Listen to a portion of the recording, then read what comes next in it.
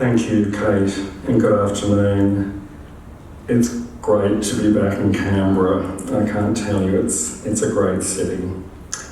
Can everyone hear me? I can hear me, so I think you can. In the preparation of this talk, I'm grateful for the assistance of Carolyn Philpott, a dear friend of mine who is sitting in the middle there, who's here and helped me with research. And of course, I thank CMAG. But mainly I thank the extraordinary team here at the festival. I've dealt mainly with Rachel, Kate and Justine, obviously for coping admirably when this event was on, then not on, then on again. And finally, I wish to acknowledge Annabelle Pegram, AM, who was going to MC this event but became unavailable after the original cancellation. So, let us begin. In 2016, as you just heard, I enrolled to do a PhD in architecture with a thesis on a history of Australian house design competitions.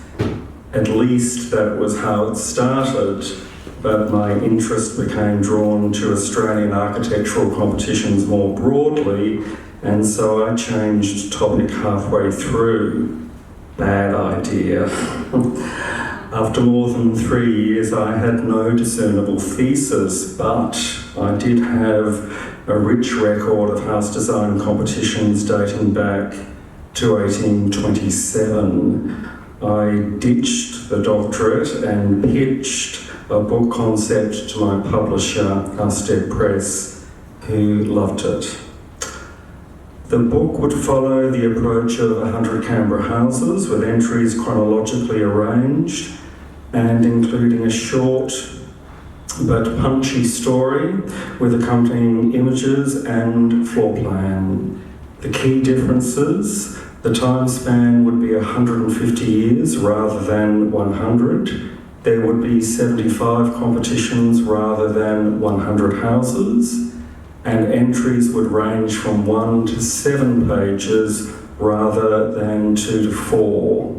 But the major difference would be the book's national focus.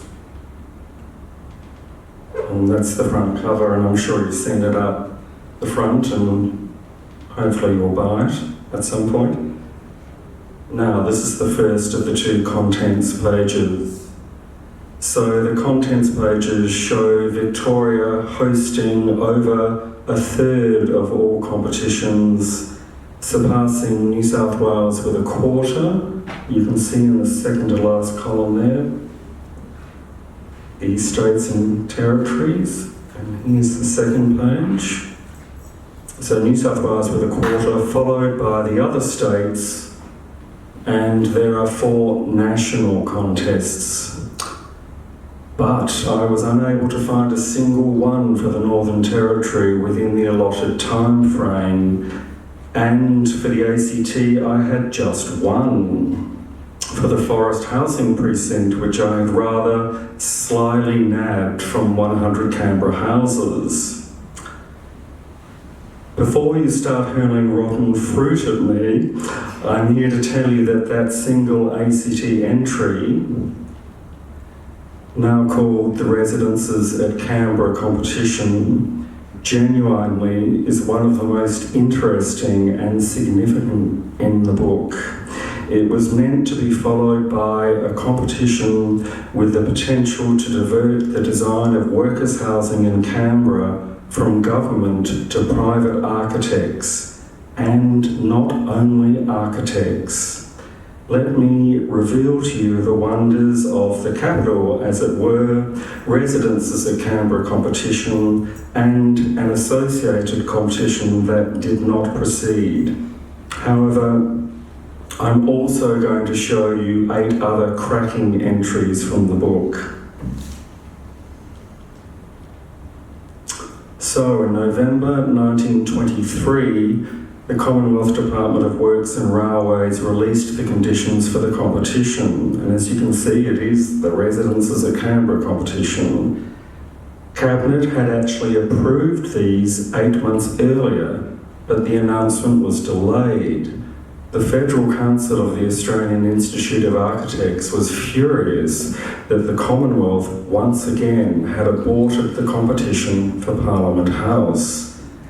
Until affected architects were compensated, the Council refused to endorse or provide an adjudicator for the Residences at Canberra competition. It is a measure of the negotiating power of architects then that the Commonwealth acquiesced to their demands. The competition would be run by the Federal Capital Advisory Committee, which had been appointed, I'm sure you all know, by the Commonwealth to build the facilities necessary to transfer Parliament from Melbourne to Canberra. This is the lovely entry from 100 Canberra Houses. What is now the Bratton Housing Precinct was one of its major projects, Canberra's first housing subdivision of permanent homes for workers and based on a set of standardised designs.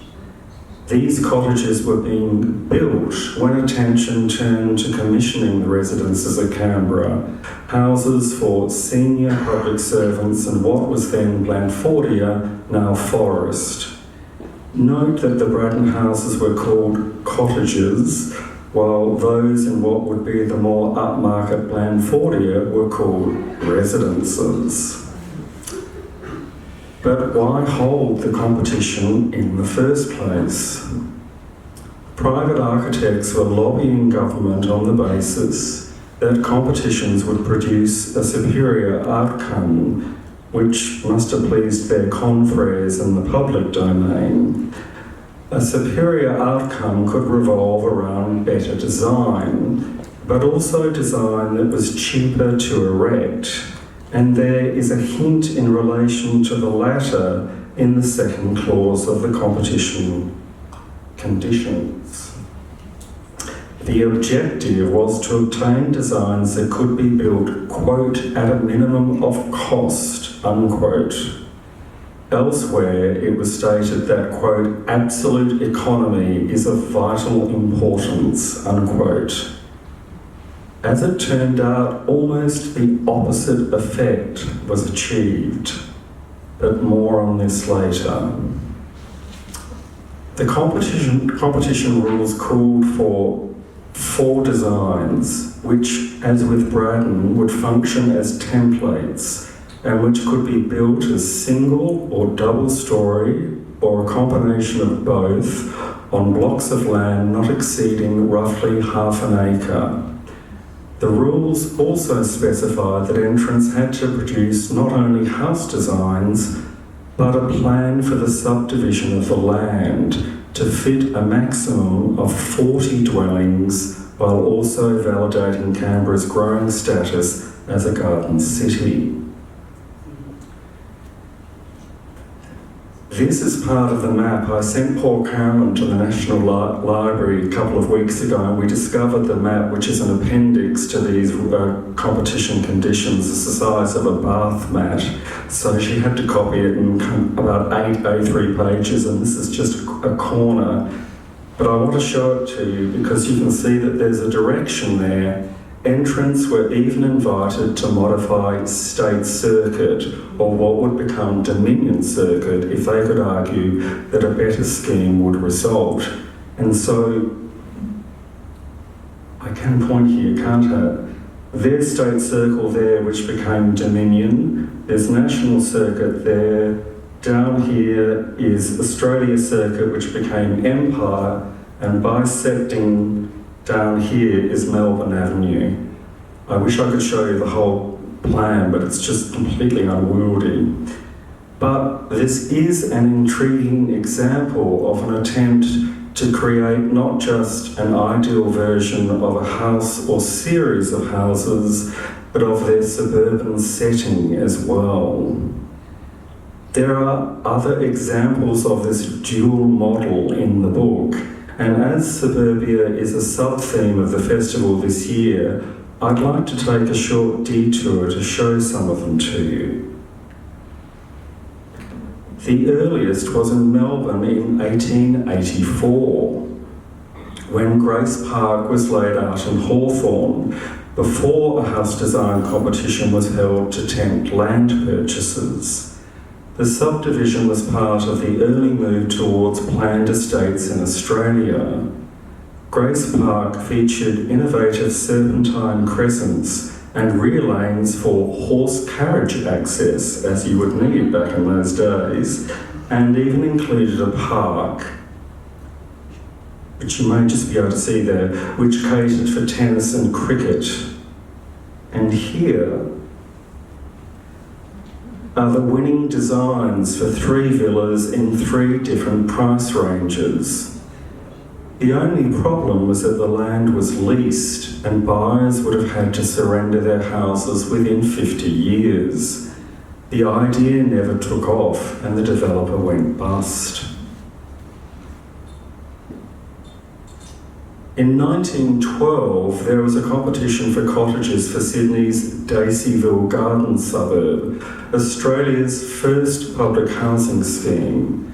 There were 3 categories for single, semi-detached and grouped cottages, of which S.G. Thorpe won the first 2, and they're here. Up the top is that simple little single cottage, and you'll see that he's used that as a template for the semi-detached cottage down the bottom. So he's won 2 of the 3 categories. And if you look at the bottom plan, I'm about to show you what it looked like because it was built. Only the semi-detached plan was built with minor modifications. I have a feeling they didn't build anything else because that must have cost far more than they expected. It's a fairly substantial building. Later, the suburb was designed by government architect William Foggett, so the suburb came after the houses. Of course, Foggett also designed the cottages at Littleton Village and Lithgow, upon which those for the Bratton housing precinct were based. In another entry, I combined the competitions held by the Public Housing Commissions of South Australia, Victoria and New South Wales from their inception between 1937 and 1943. All 3 states chose competitions as the most efficient way to plan and build mass housing projects to a limited budget. Victoria and New South Wales followed the residences at Canberra competition with house designs and the site layout submitted together. Here are the winning designs for New South Wales, incorporating from top to bottom houses, masonettes and flats. They didn't get built, got caught up in World War II. Finally, to skip forward to 1959 and the competition for the British Empire and Commonwealth Games Village in Perth. Perth wanted to outshine Melbourne, which for the 1956 Olympic Games had eschewed the dormitory accommodation of the past for athletes and officials and built houses and flats. Perth elected to erect houses only, chosen from a statewide competition which was preceded by a separate subdivision competition. The homes were snapped up when sold at the end of the games. And up the top, you can see part of the winning design by Silver Fairbrother, and then that's the second design by Cameron, Chisholm and Nicol, who of course designed the Carillon. And that's the lovely little colour layout of the, and this is they built 150 houses. It was the biggest in the book. So, to return to the ACT competition, this in effect is 2 competitions, but crucially held concurrently, so to be the first such example in the book. The site component was considered so important that the conditions stated, quote, "It would be advisable for competitors to inspect the site if possible," unquote. This was a big ask from interstate contestants in 1923, but it identifies another critical aspect of this competition. It was open to architects on a national basis. Admittedly, the Northern Territory and, ironically, the ACT were not targeted, presumably because they had no local institute of architects. But advertisements appeared in every state weekly over 3 weeks. In Tasmania alone, submissions were invited through 3 newspapers. It's quite extraordinary.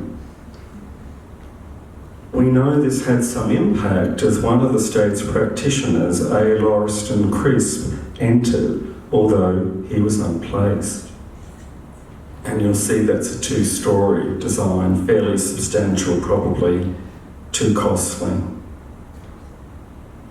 It is surprising, given the breadth of advertising, that only 50 entries were received. To provide context, this incredible competition, a 1915 competition in Sydney for a model cottage, attracted a meagre 5 submissions. Look at the exquisite Art Nouveau advertisement.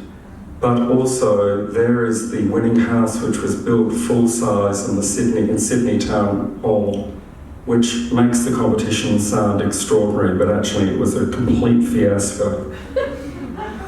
A wonderful story, probably the one I enjoyed writing the most. So that's 1915, and that's 5 entrants. This is a 1945 competition mounted by the Sun newspaper in Melbourne, which drew around 1,000 entries. Another extraordinary competition where they surveyed 400 women readers of the Sun, and they were very conservative. They said they wanted their living room at the front of the house, even if it was sun deprived. But look at the winning entry in the first column. The front room is a bathroom and has a porthole window. So if you wanted to, your neighbours could watch you while you're doing your daily ablutions. Just extraordinary, but another ripper. So that was 1945, that was 1,000. The total prize money in Canberra was £300, or nearly $25,000 in today's terms, with half of that as first prize, a not insubstantial sum. However, this competition also had another financial incentive. It offered a fee of 6% for the winning architect to oversee construction, and even allowed for return travelling expenses every 4 months. How this would operate practically for an architect from Perth, for example, was not explained, and which may have been a deterrent for entrants. This is unusual because while many of the competitions in the book did result in a house or houses being built, although not to the extent of the eventual 50 at Forest, construction oversight invariably was integrated into the winning premium. And there was an extraordinary competition from 1956, and first prize was £3,000, which is $100,000 in today's money. Those people in possession of 100 Canberra houses, and I hope that means everyone in this room, will know that in March 1924, the Blandfordia winners were announced as the Melbourne trio of Percy Oakley, Stanley Parks and John Scarborough. But Scarborough's departure soon after led to the formation of the new partnership that you would all know of Oakley and Parks. Neville Hampson of Sydney came second, and that's one of his designs up the top. And Granger, Little, Barlow and Hawkins of Melbourne came third, and they're down the bottom. The subdivision component was shared between 2 entrants, but was eventually based on the design from another Melbourne firm, Sale and Keeg. Unfortunately, neither plan has survived. For a competition so focused on cost, it seems strange not to have specified a budget. although entrants had to furnish a building estimate which would be checked by a quantity surveyor. They were advised that they should assume the cost of building materials in Canberra as being on average about 25% higher than Sydney's, and the cost of labour about 5% more. Oakley and Parkes had stressed in an accompanying competition report that they had stuck to a single-storey layout, used rectangular plans to simplify roofing, avoided complicated design elements, made rooms small and reduced hallways, all to keep costs down. Yet their estimate for the first 40 houses was over £76,000, or more than £1,900 per house.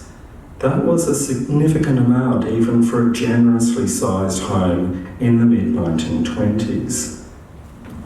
Excuse my notes on this, but by the time the houses were being offered for sale in 1926, there were 13 designs ranging from £2,000 up to £2,375. The advisory committee was warning upper echelon public servants that in choosing a house they should consider, quote, the undesirability of residing next door to another officer with whom one has to work all day, unquote. But it was a moot point. Many would decide that the homes simply were unaffordable. Water break.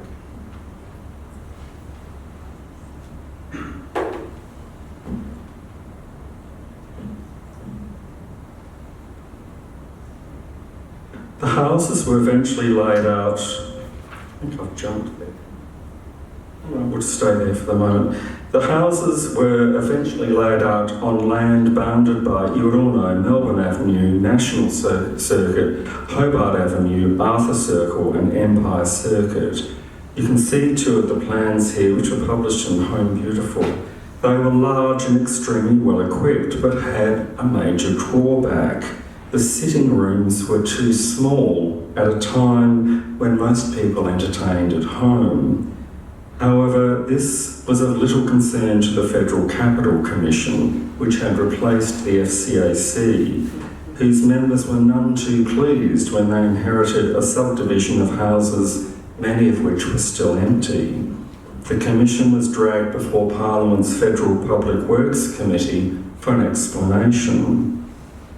As 100 Canberra Houses records, the Commission's chief, Sir John Butters, admitted that, quote, these houses have been a source of worry to the Commission, unquote.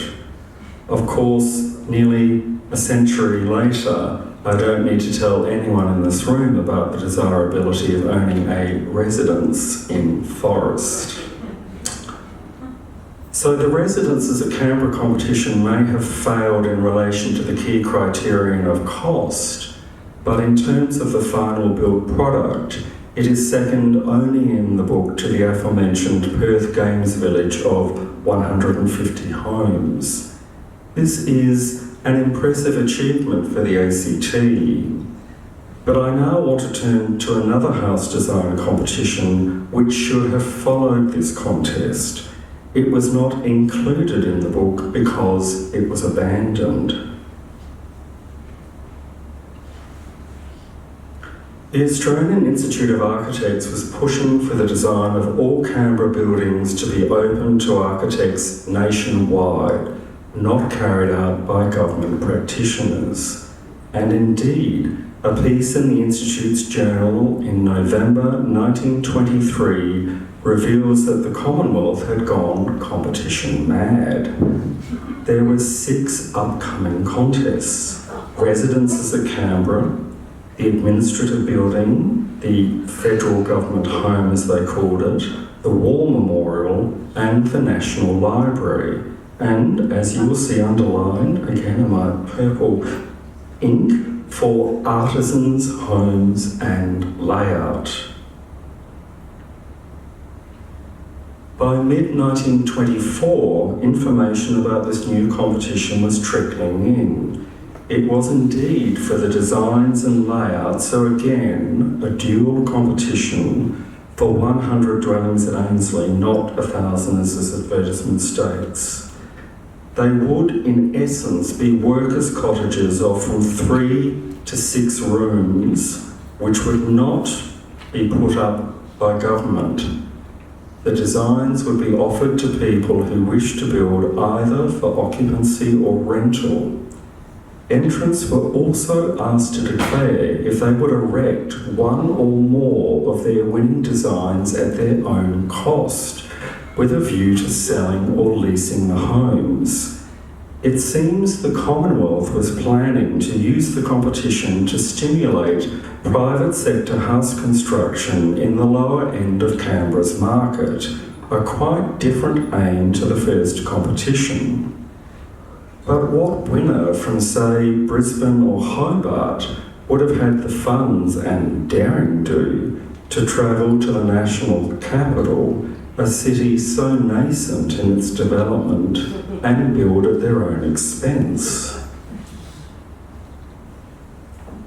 Perhaps this explains the most extraordinary aspect of the competition, the premiums on offer. First prize was £500 out of a total pool of £1,500, 5 times that for the residences at Canberra contest. This equates to $125,000 in today's money, which would have made the competition easily the most lucrative in the book. Easily. Just as unusual was that it would be open not only to architects, but also builders who it seems had been lobbying the Commonwealth as well. In fact, it was revealed that any designer could compete. There was no attempt to define the term. Did this also refer to draftsmen and student architects, or could amateurs enter too? It is possible that another targeted national competition, this time for much smaller houses but with much larger reward, could have attracted a very strong response, especially as people other than qualified architects would have been permitted to enter. As it would have been easy to submit multiple entries, possibly the competition could have attracted many hundreds, even nudging the 1,000 of the 1945 Melbourne contest. It is difficult to predict the impact it could have had on Canberra's early workers' housing, but there may have been another specially laid out subdivision on the north side of the city.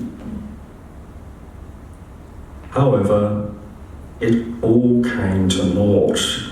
It was revealed in the advisory committee's final report that, quote, owing to the incidence of other competitions, unquote, the minister had decided not to proceed with what was called the Smaller Civic Dwellings competition.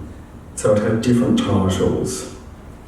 The land set aside for the competition was turned into lots and offered for sale at the first auction in Canberra of residential and commercial sites on 12 December 1924. This meant that private architects ultimately lost out to their government counterparts as the Commonwealth resumed responsibility for standardised designs. This is one of the loveliest entries in the book, and it's nothing about the writing. The writing's not bad. It's the beautiful layout and the drafting. And I don't know if this was, if Griffin did this or if it was Marion, but it's just exquisite. It's unfortunate that the Commonwealth ignored some superb plans for workers' housing prepared by Walter Burley Griffin, and which no doubt were languishing in a drawer somewhere. Griffin produced up to 50 designs for workmen's cottages, ranging from a one-room bedsitter to 5 bedrooms, and presented them to government in December 1920, about 4.5 years before the second competition. Griffin explained in his rather clumsy prose On this grouping, the architectural effect will depend rather than upon individual units. So he was also focused on how the homes would be arranged in a subdivision. If only the Commonwealth had been less preoccupied with competitions in the private sector, Canberra and the nation may have been the beneficiary. Such a tragedy. So, to conclude, how did Canberra lead the nation in regard to house design competition? Its first competition was exceptional in its house and land design elements held concomitantly with its national scope, even if the territories were not targeted, by offering a money prize plus construction fee, and in exceeding its brief by building a substantial 50 houses, even if they failed a key requirement for economy. Its second competition could have been the biggest in the book in relation to the premiums on offer and entries received, particularly as it could have been open to a wider field than just architects. And it could have produced designs with one or more built by the winner, a completely original concept in terms of the book. Canberra may represent a mere 1.3% of the book's total entries, but it punches way above its weight in terms of significance, distinctiveness, and reach. Thank you.